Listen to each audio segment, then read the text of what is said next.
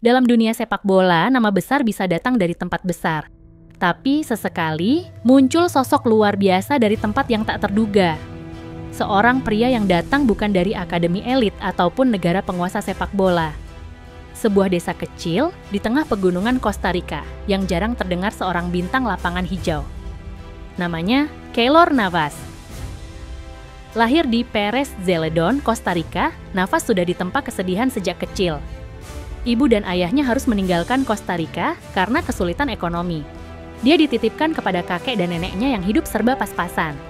Saat kecil tubuhnya begitu mungil, tak sekali ia dikucilkan untuk bermain akibat postur tubuhnya. Selain itu, dia tidak punya sepatu bola yang bagus. Ada satu, cuman sudah kusam dan robek sehingga tak layak lagi dipakai. Kadang dia harus pinjam, demi cita-citanya menjadi seorang pemain sepak bola profesional. Terpaan, cacian, dan kesulitan membuat ia memutuskan untuk tetap hidup. Karena satu hal yang selalu ia jaga dalam dirinya. Dalam kisahnya, Keylor Navas pernah berjalan kaki puluhan kilometer hanya untuk latihan sepak bola. Pernah menempuh 10 jam perjalanan naik bus. Sendirian, hanya untuk seleksi salah satu klub sepak bola. Tekadnya begitu luar biasa, saat ditanya kenapa tak pernah menyerah. Ia menjawab dengan sederhana, "Saya tahu Tuhan menyimpan sesuatu untuk saya."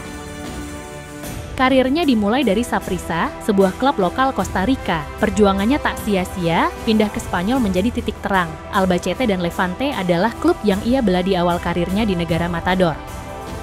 Puncaknya saat Piala Dunia 2014. Dunia melihat sesuatu yang luar biasa. Costa Rica menyingkirkan Italia, Uruguay, dan hampir menyingkirkan Belanda.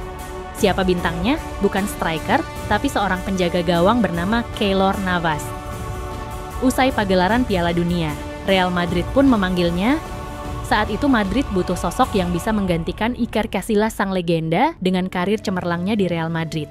Hal itu membuat Navas tak gentar di bawah bayang-bayang sang legenda. Navas mencoba peruntungannya di bawah gawang Santiago Bernabeu.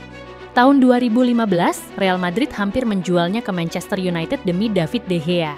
Bahkan kesepakatan nyaris selesai di detik terakhir bursa transfer. Tapi karena masalah administrasi, transfer pun gagal terlaksana. Malam itu, Navas menangis di ruang ganti. Ia merasa dibuang oleh klub yang baru saja ia bela dengan sepenuh hati.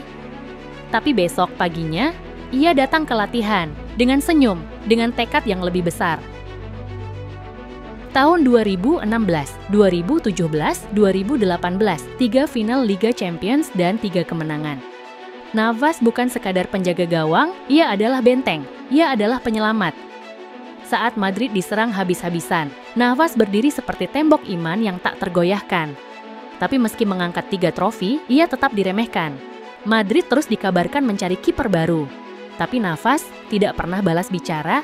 Navas selalu membawa Alkitab ke ruang ganti, berdoa sebelum dan sesudah setiap pertandingan. Ia tak pernah mengutuk, tak pernah sombong. Dalam wawancara, ia berkata, "Saya bermain bukan untuk ketenaran, saya bermain untuk keluarga saya dan untuk Tuhan. Tanpanya, saya bukan siapa-siapa." Iman itulah yang membuatnya kuat. Saat dihina, ia diam.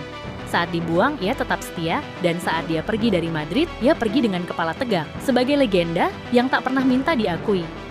Keylor Navas bukan kiper biasa. Ia adalah bukti bahwa keajaiban datang bagi mereka yang setia. Bahwa kekuatan bukan selalu soal otot, tapi hati. Bahwa iman bisa jadi tameng terkuat di tengah badai. 3 gelar Liga Champions, 1 hati yang tak tergoyahkan. Itulah Keylor Navas.